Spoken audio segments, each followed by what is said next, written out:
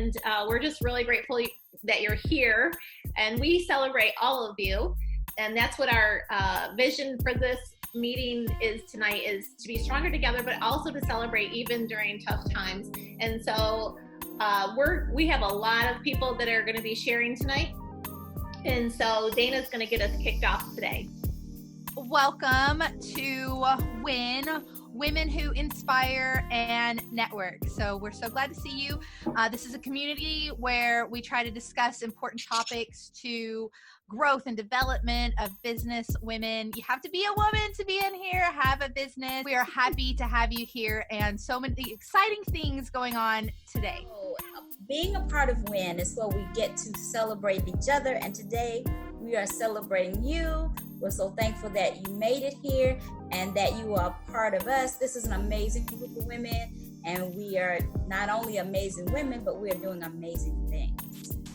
Hey guys. Yeah. So tonight we're going to announce the WIN Powerful Women's Award. So the finalists, the amazing women who are nominated.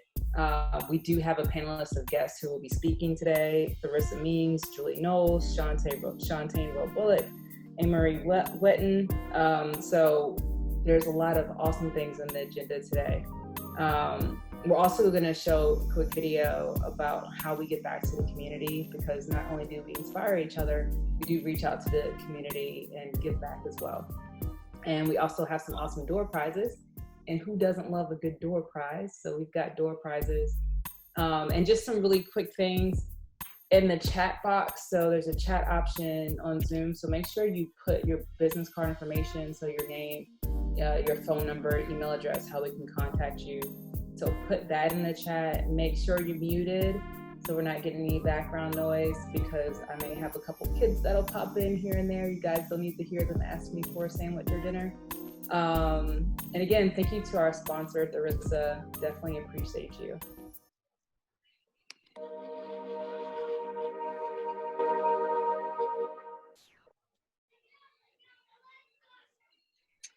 Hello, I am Dion Edwards, owner of Sweet Relief. I am a WIN ambassador. We were asked to go out into the community and find a way to support a woman, just do something to help encourage and pay it forward for them. Hi, I'm here with Carol Norrin Patterson. Larissa driving up to do her donation today. This is what happens with the WIN community. We do this. Especially during these hard times where people are losing jobs and sickness is running rampant in our community. Trunk is packed. Thank you, everybody. Feels awesome. And Carol has been making and donating masks to friends and people who need them. So I have chosen to assist mothers who may be less fortunate. Thank you, because everything that you're donating going to Alpha Hudson, Nana House, and Stand Out Together Huntsville. Tell us why you do this. So we're all in this together. We want to get season.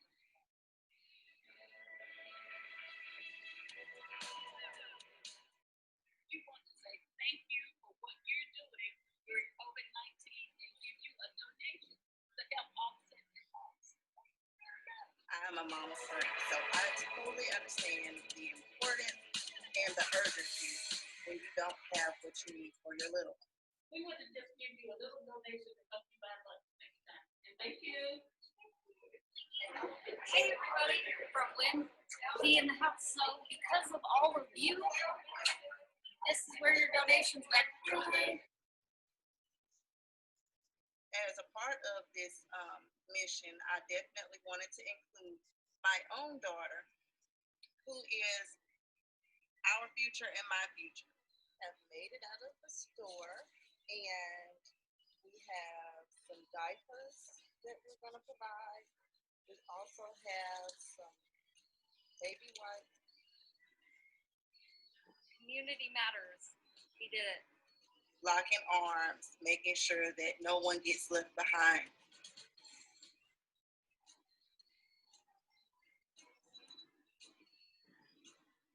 And that's another part of what WIN is all about. When one wins, we all win.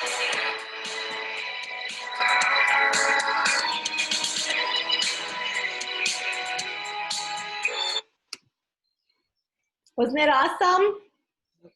Yes. Brings a little bit of a tear to your eye to see how many things we were able to accomplish with just a little bit of money. And the goal that we set was to just take a little bit of change really that we had and to multiply it.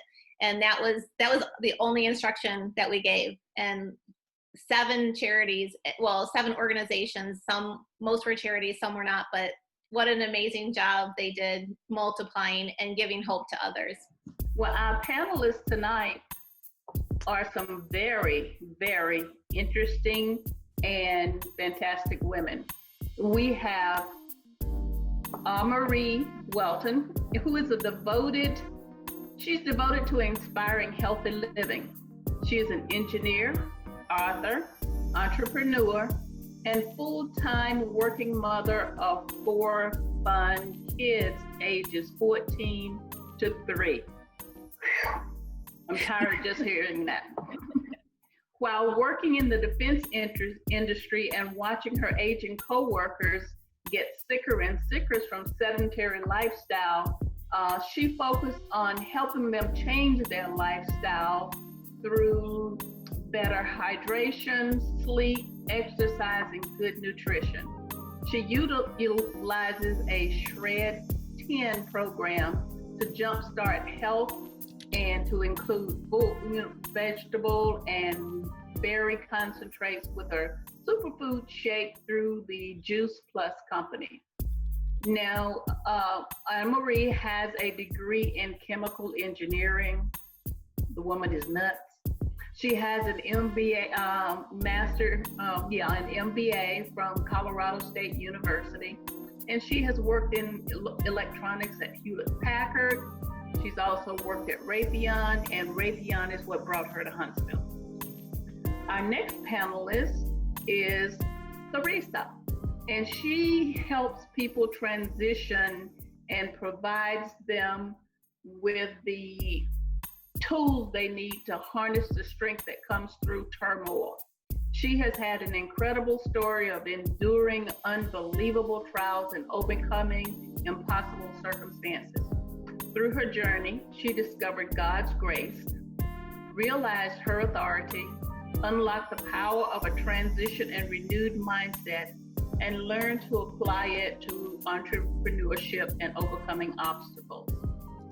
She promotes personal development, self-love, overall integrity, empowerment, and purpose in all of her works.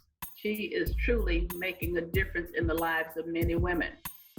Our next panelist is Shantae Rowe Bullock. Shantae helps busy couples who hate feeling alone even when they're together and who worry about what will happen if they don't find a way to strengthen and reconnect. She is passionate about making memorable opportunities for others because of her personal journey of learning to build a stronger bond to save her family. And our final panelist tonight is Julie. Julie is a CTA certified coach and owner of State of Mind Coaching. Her mission is to help others navigate their own process of self-discovery. Her current focus is helping burned out professionals reconnect to work and the life they dream of living. In addition to coaching, she creates custom pet paintings. So combining her love of animals and her newfound passion for oil painting, she loves to capture cold noses on canvas. And those are our 4 panelists for tonight. It's awesome. We're so glad you're all here. Thank you so much. I was saying earlier before everyone came in how we've been talking about this moment for so many months and it's finally here. I'm so grateful for all of you. Thank you, thank you, thank you for being here tonight. First question is for Theresa. Collaboration is always key to building business. So during the current challenges, how do you or have you been exploring the benefits of collaboration? Well, during these challenges, I think collaboration is the best thing for people to do. Everybody's always doing virtual things now. So if you can hop on somebody else's virtual platform, leverage your range and your reach, then you'll be able to actually pick up some clients and customers using different networks that you would have never been able to reach. Now, more than ever, this virtual world will allow you to be an international business even when you never thought you could be. So it's so much easier to do that through collaboration than to try to struggle and do it all on your own. Our next question is for Julie. How have you been pivoting during these uncertain times? For me, basically, I just turned around and went the other way. That's it. No, actually, it really kind of started when I just took a moment to be quiet. You know, everything kind of stopped and things got real quiet, and I took that as an opportunity just to kind of do a little digging inside and just to kind of see what was working and what wasn't with what I was doing. You know, nothing really changed that much with the coaching business. A lot of that was online already, but what I had to do was really coach myself and see and figure out that I was kind of doing the stuff that kind of burned me out in other jobs, and to really kind of look at that. But it really just provided a good time to, you know, sit with that. And when I really didn't feel the need to hustle as much. And so I kind of started following other paths. I mean, I wouldn't have thought that painting was my thing, but kind of as I would coach someone else to try to find their passion, like it has come to me. And not that coaching is great and I will love it forever, you know, but really to have found something that I enjoy, that brings joy to people, and you know, that feels viable, you know, I couldn't ask for anything better than that. Question is for Shantae. It may have felt like being a deer in the headlights at the onset of shutting down because of COVID, but of course, doing nothing is the last thing that we need to do in that situation. So how did you take action in your business, Shantae? So for background, imagine standing on the set of the biggest blockbuster disaster movie of the summer, except it wasn't a movie, it was real life. And I arrived in Bali on March 12th with about 80 of my friends, the same day that the travel restrictions on the flights into the US would be announced. And we woke up to the news that all our return flights were canceled. And we were able to watch the pandemonium explode all over Facebook. And so, as you know, the world screeched to a halt, and my business is based on the world's largest industry of travel. And all we knew is that things would be very, very different. And so I knew when we arrived at the Newark airport, and when we took that bus from Newark to New York, and instead of it being morning rush hour traffic, our bus was almost the only vehicle on the road. We knew things would be very, very, very different, because that was the New York of the movie. It wasn't memories. And so my question became, what is the story that I want to tell about all of this and this portion of my life? Because I knew nothing after this will ever be the same. And so again, like Judy mentioned, I had to become my own client, do my own strategy session with myself, looking at what travel looks like now. And I decided that 2020 did not have to be a write-off. That 2020 can still be the best year yet. And so what I had to do was three things: recognize, reset, and revitalize. Because I had to recognize the times that we're in. And why is this happening? And take a look inside and say, why is this not happening for the world, but why is it happening for me? and do an honest assessment, very much like Julia. You know, what are my personal and professional relationships? What are the activities? Am I working on my business or working in my business? And what does that look like on both sides? And then I had to really do a reset and think about springtime. Springtime is for pruning. And it was so appropriate this happened in the springtime because you have to remove the unwanted branches. You know, you have to improve the structure and start directing new and healthy growth. And so that is what I've been working on in my business, is using this assessment to clear the space on the inside so that I can lay the groundwork for the expansion on the outside, and then find ways to revitalize my emotions and my energy. And because what I know for sure is that, guys, we've got PTSD, every one of us, after this. And I also know that vacations are self-care. And so how do I utilize that knowledge and incorporate that and share those insights with the world? That's what I had to do. All right, thank you, Shantae. Our next question is for Marie. During difficult times in your business, how do you leverage your existing assets and resources? Yeah, thanks for that question. I think during difficult times, though, I moved to Huntsville from Tucson, Arizona exactly a year ago. And you kind of move with all this like excitement and energy, and you're going to meet all these new people. It's going to be amazing. And it is amazing. I absolutely love it here. But I kind of found myself in December, sort of in this dark place. It was the year anniversary of someone that I really cared about who had passed away. And I just kind of had this realization of like, is my business where I want it to be? You know, all these things kind of I don't know how else to describe it, but just felt dark, right? It felt kind of overwhelming and heavy. And so I just really reflected on like, what do you do during difficult times in your business? Because I find my business reflects how I'm feeling, right? So if I'm doing really well in my business, I'm feeling great. And when I don't feel good, I also watch my business slowly start to tank too.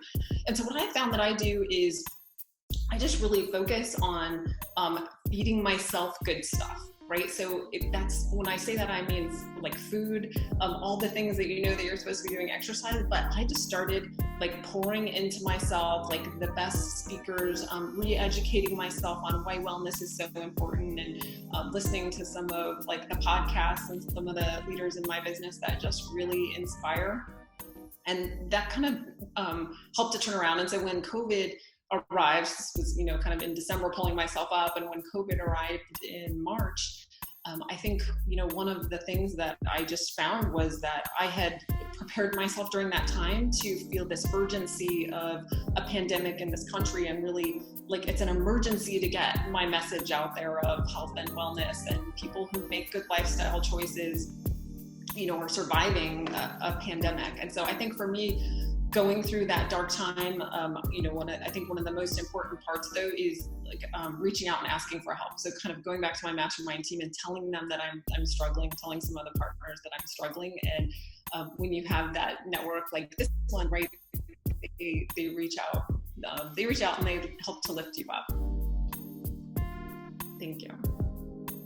Love that. This question is for Teresa. What have you learned about yourself and your business during this time of reflection? How have you shifted after assessing where things are now? Thank you. So during this time, I really had to take the time to, kind of like what Shantae was talking about, reflection and recognizing. I had to recognize that I literally prayed for this. And I wouldn't say I prayed for COVID to be like specific, but I prayed for this time. I remember asking God, hey, I need you to figure out a way to stop time so that I can get everything done that I needed to get done. I literally work and I do my business. So I needed time and I wasn't really getting what I needed. And so when COVID started and it shut us all down, the Lord was like, here it is, this is your time, don't waste it. And so I had to take that moment to pivot, because all the speaking opportunities and gigs that I had booked that were going to lead to higher streams of income were now canceled. So I had to go back to him and say, okay, God, you tell me what you want me to do, and I'm going to follow you. And it hasn't been an easy transition, and it hasn't been perfect every day. Sometimes I'm like, okay, God, I'm going to do what I want to do right now today, because I think I know what I'm doing. I like, everything's been working good. I think I know what I'm doing. Then the Lord has to humble me and be like, okay, do what you do, and then I'll be waiting here for you. So it was a time of real reflection and realizing, like, I don't have control of this. And if I think I'm going to go and do it my way, I'm not going to really be prepared and have a business that can actually withstand the test of time and the test of pandemic. Okay, thank you. Our next question is for Marie. During the pandemic and the economy literally shut down, how do you deepen loyalty with existing customers? Thank you. So one of the interesting things that I found during the beginning of the pandemic was that people who were so busy, I just do not have time to meet with you, all of a sudden would just pick up their phone. You would just call them, and they would all of a sudden have all this time on their hands, and you would get to sit and chit chat and, find out what they were having for dinner and what was going on. And they're like, I feel like I just got to catch up with so many people. And once you realize that people were picking up the phone and answering, I was like, oh my gosh, where's my cousin? Like, where's that call list? And I just really had the best time because I had more time in my life. I wasn't commuting to work. My weekends, all of a sudden you have this full weekend calendar and you just like cross everything off. And like everyone else is sitting at home too with nothing on their calendar, just like waiting for the phone to ring. So I just made a lot of phone calls and really reached out to people. And it just was so amazing. But what I have found now over the 4 months, people are like busy again, right? They figured out how to fill that time up with like reality television or something. I don't know, but people aren't picking up the phone as much anymore. So I think one of the advantages was strengthening that relationship during that time, but constantly seeing how you have to like pivot each phase, right? You're in a pandemic, and as you move along, you have to say like, all right, well, people aren't picking up their phones as much anymore. Okay, well, I'm going to keep texting them. Like, I'm going to move to the next platform. But I have found both with my day job and my business is that people have moved into this, like, I will still want to have a conversation with you, but I want to schedule the conversation with you. So less spontaneity and more, I still want to talk to you, but it's going to be Friday from 1 to 1:30. And so that's the phase that I'm rolling in right now and scheduling Zooms to catch up with people Saturday at 2 o'clock. And one of the things I've learned to do, which I think is I read this in a book about giving people two options when you reach out to them and say, oh, I'd really love to talk to you. Are you available on Saturday at 2 o'clock or a Sunday at 4 p.m. better? And approaching people that way helps them, instead of just being like, yeah, I'm going to talk to you someday, they pick up their phone and they look at their calendar and they see what they have going on, and then they'll book a conversation with you rather than just letting it go. So those are some of the things during the pandemic that I used some techniques and like fun things I really enjoyed deepening relationships. Excellent, thank you. This next question is for Shantae. Just as we can stop servicing our clients during tough times, business development can also grind to a halt, and that of course spells disaster. So how are you winning new clients right now? What I had to do was get really, really clear about my mission, because my mission is to help families create special experiences and memories that last a lifetime. And what I know is that even though my business is vacations, what's really important to me is the feelings that you get from vacations, the benefits that you get from vacations, and how can you bring that even into this world right now when people think they can't. And I've even figured out or found out how or remembered what I do, which is I do virtual trips. I've done that all the time.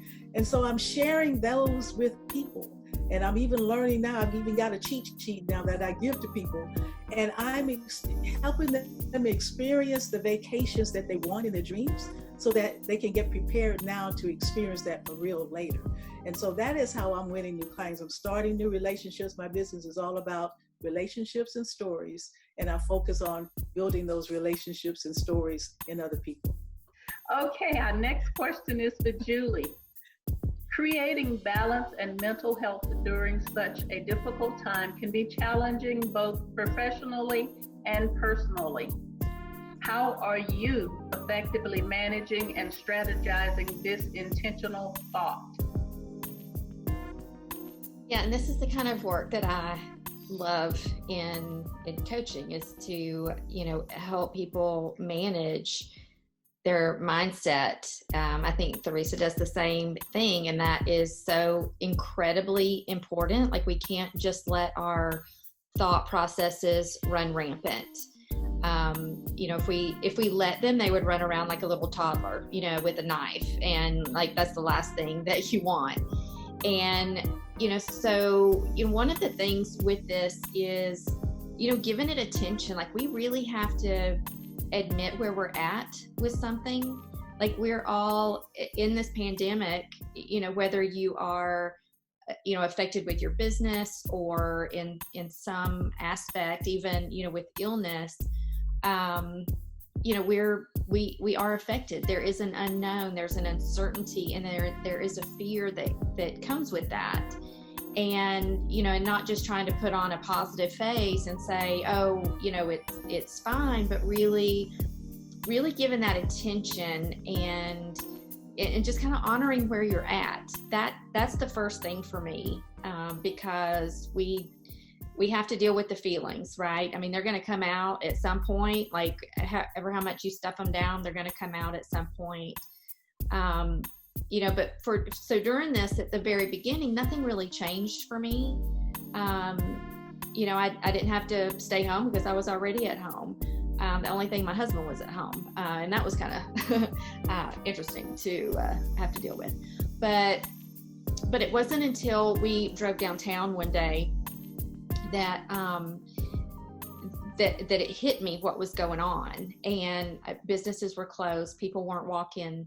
I mean, like, in this sadness just came over, and I was just like, wow, I just felt it.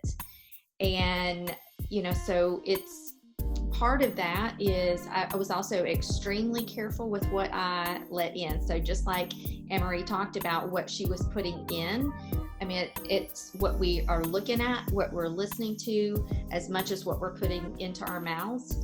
And I refuse to watch the news every day.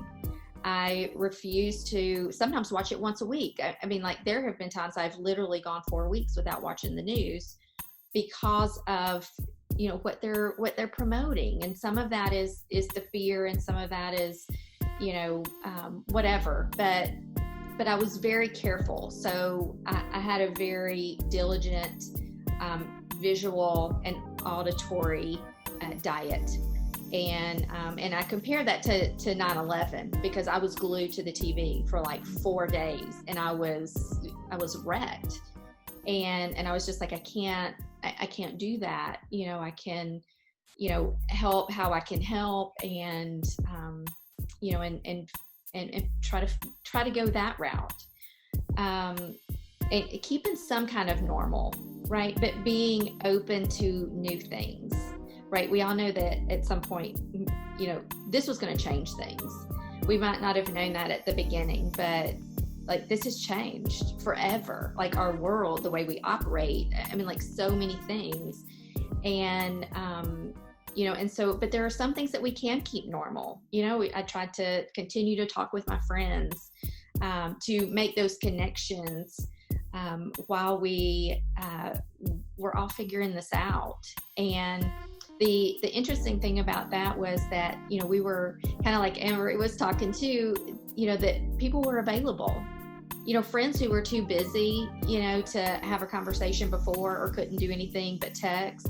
Like, we were now on Zoom and having a great time, and so it really fueled some friendships, reconnected us in a great way. And then I think the last thing, as far as creating that balance and mental health aspect of that is our mindset. So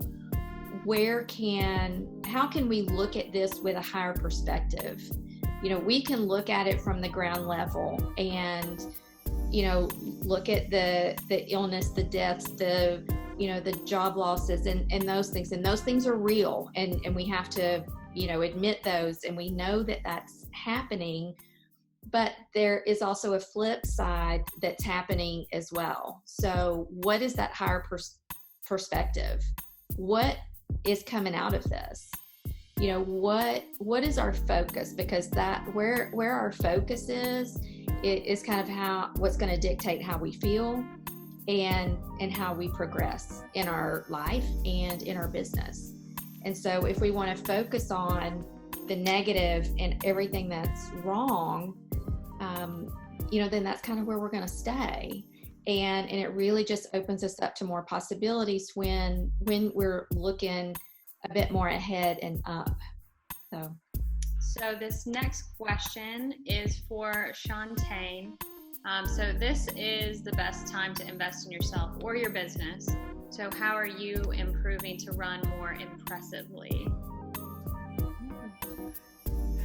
Well, I hope I'm impressing myself if no one else. but to me, relationships, as I said, relationships and stories are what my business is about and what I'm about. And what I've started to do that I'm really excited about is wrap systems around the things that I'm supposed to be doing anyway. My challenge is what's the word?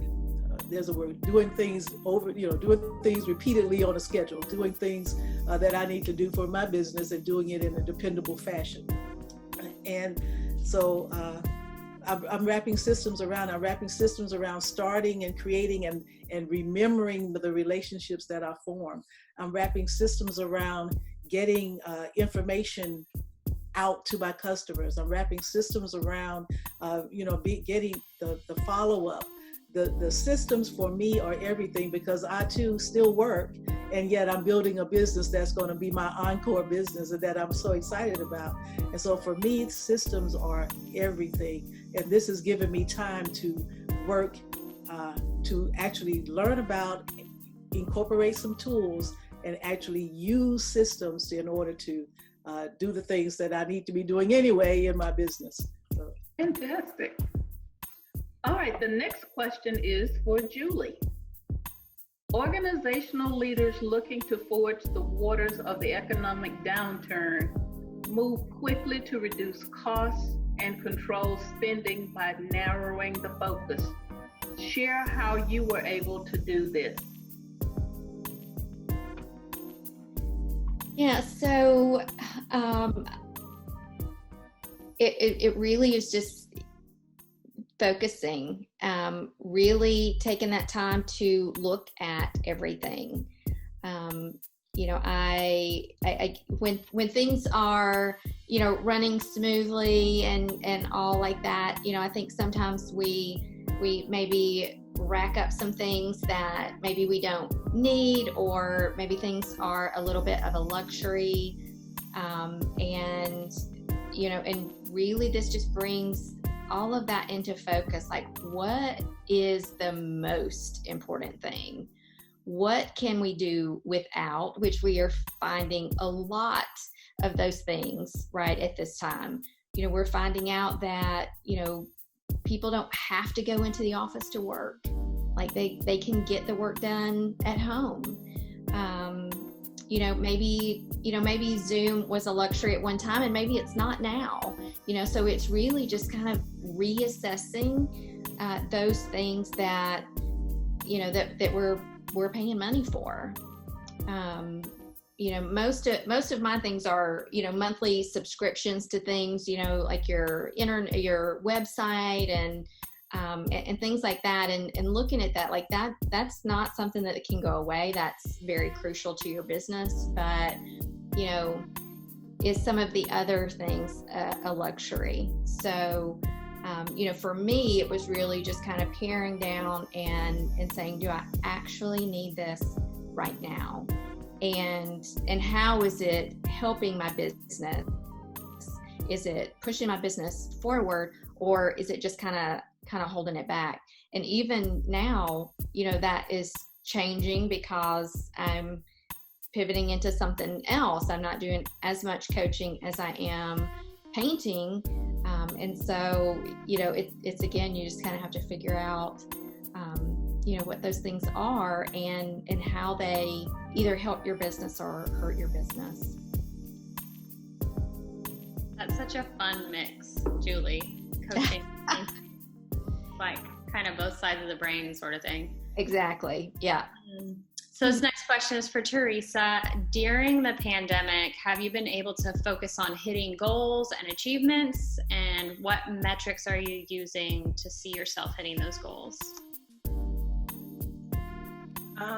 Well, during the pandemic, the metrics that I was using are not the same metrics that I'm using now. Now I'm more so focused on building. And ironically, like Julie was saying, how she pivoted from coaching to now painting, I actually pivoted from coaching to now opening up a brand new business that has to do with dogs as well. But I haven't opened it now. And so for me, the time was spent, restructuring my coaching to where I can actually coach and work my business or my job, which is my angel investors. But what does that look like for real? And what do I want it to look like in the future? And so I started structuring my metrics that way. So what things can I implement to where I can not have to use myself and do so many coaching clients, but maybe do group coaching clients instead and hit more people at the same time, and then still have the ability to grow this new business that I'm creating. So the metrics did change a little bit for me, but it came out of the pivot and the ideas and literally sitting back and saying, God, okay, this is not what I thought it was going to be. This is not what it looked like for me. Definitely not in July did I think I would be doing this. But what do you have for me? Because of course your plans are better for me than mine are for myself. So that's how my stuff or my metrics have changed. And now hitting goals are not the same as the monetary goals that I used to look at my metrics as. But now the focus and goals and what have I gotten accomplished? How am I moving forward? How am I pushing my business? And how am I sewing? Fantastic. We are one flexible gender. All right, our next question is for Marie. Have you been able to easily move your business to a virtual platform? If so, how has that affected your business plan and your vision? Questions. I feel like for me, going virtual was a gift that I had not expected. I have a toddler who's running by, so it'll probably turn out okay. So one of the things that, as I looked into it, so I was doing, kind of a little bit of vulnerability. So I'm new in town and I'm driving around, and part of what I do in my business is I throw home parties. Like I do salad in a jar parties, and I have you come over and I teach you how to food prep. I don't know a lot of people here, right? So I would clean my house and buy a bunch of jars and do all these things to be like, like, hey, thanks for like dragging my neighbor over. So for me, I was in a state of, to be honest, kind of a lot of anxiety because I didn't know a lot of people to show up to these events. And that was like just the business model that I had built with in the city that I moved from. And so I felt, kind of almost like you describe it, Teresa, where I feel like it was a gift from God. Like this was like kind of a pause to say, why are you running all over town? Why are you doing these things? Because you can reach more people virtually. Like my team, so I lead a team of mostly women entrepreneurs from Canada and Colorado and California. My team is all over the country already. So we were already interacting on Zoom. And so before we would do a Zoom event and people would be like, I don't understand how to use Zoom. So they would just give up. Like they wouldn't, I'd throw up a virtual event. And if they couldn't get on, they were like, oh, sorry, I couldn't figure out how to get on to your event. But once everyone in the whole country at the same time learned how to work virtually, people were like able to log on and kind of do these simple things. So for me during this time, how was I able to move virtually? It saved me driving around. It reduced my level of stress, because if you just prepare an event and you get on and only a couple of people show up, you're like, all right, well, I'm just gonna go, I'm gonna go for a walk. I'm gonna go for a walk with my husband then.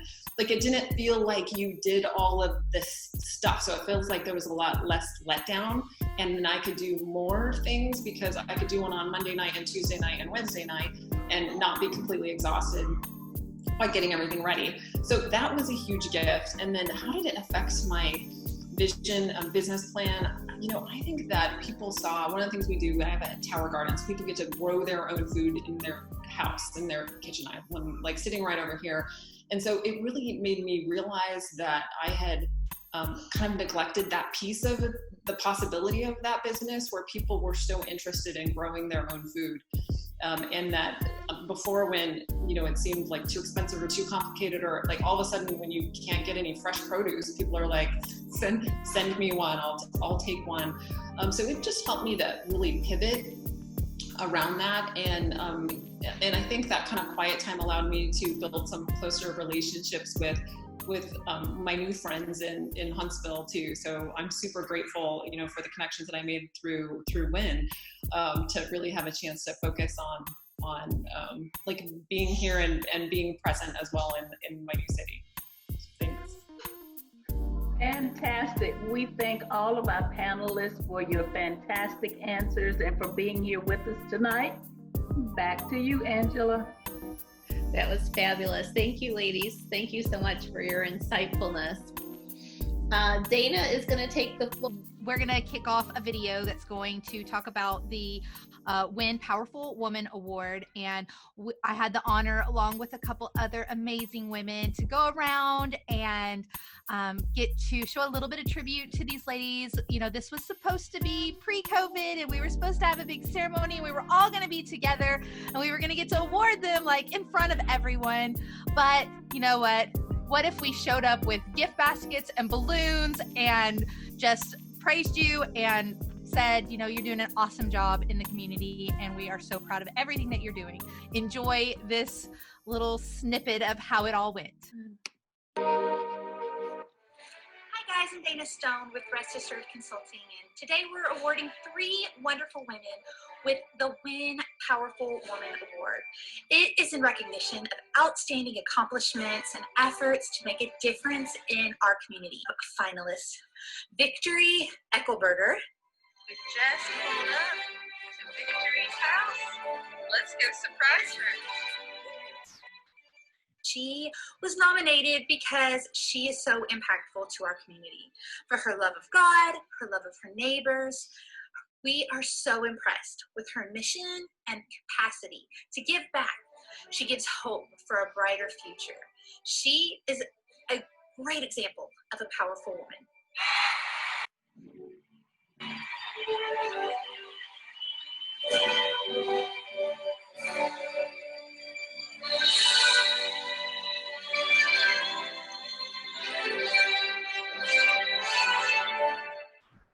Our next nominee and finalist, Rachel Rutledge.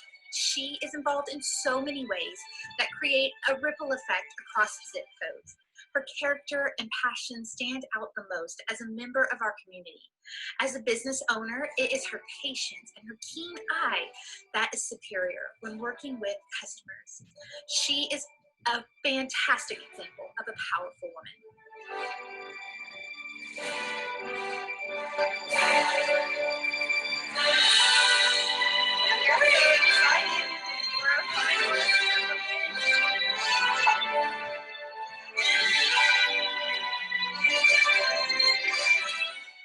We are so excited to award you with this. Oh my gosh, wow, this is amazing. How does it feel to be a finalist? It feels incredible. It feels incredible. Thank you so much. Look at that, it's like a superwoman. Aww. Just like you. And our 2020 award recipient, Melody Foster. I am here waiting for our winner, Melody, to arrive at our destination. She has no idea that we are here to provide her with the awards that she has won for being our powerful woman in the community. She gives so much of herself and is truly selfless in her desire to help small businesses, especially during this time. She has been helping keep small businesses going, and she's great with being involved in the community. She is determined and dependable. All that she has done, and we are very excited to award her with her gifts. We are so happy to award you as this year's 2020 Win Powerful Woman. We're sitting outside of Old Navy. We've got the prizes. And there she is now. I won? You absolutely did! Oh my gosh.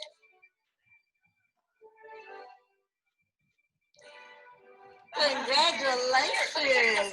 For your contributions to the community and to small businesses and everything that you do. We are so excited to award you with this. Thank you so much. This is such an honor. It was an honor to be part of this wonderful group of women and the wonderful group of finalists. I'm so appreciative and blessed to be a part of the entrepreneur community in our area. And I'm so thankful to Win and everybody involved, and so honored and flattered. And can we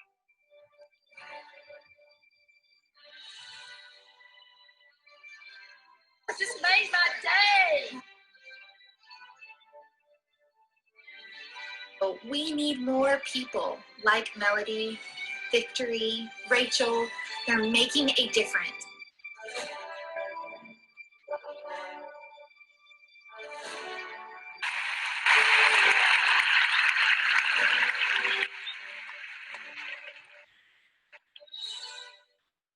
Yay, Melody. Would you like to say something, Melody, real quick? I would, because y'all caught me off guard the other day. And I just really want to thank you again.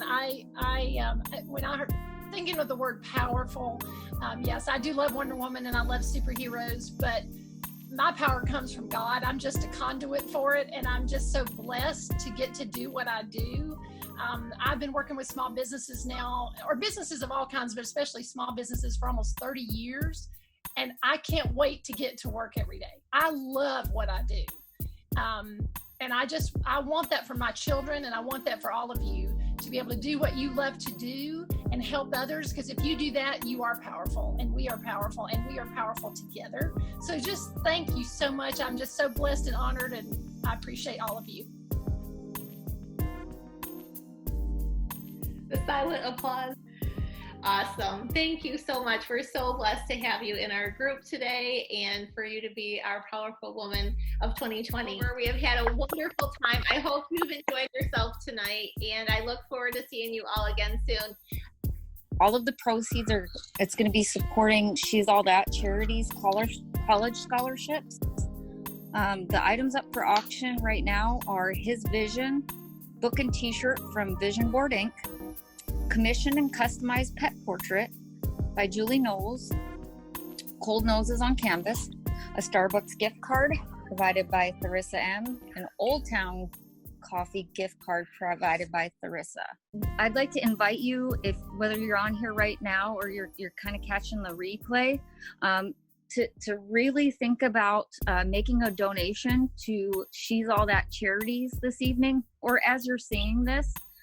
If 50 people make a $20 donation, we can provide $1,000 college scholarship for one of the people that participates in their program at UAH. An amazing opportunity. Our goal is to provide, as a collective, at least $1,000 college scholarship for one of their program participants.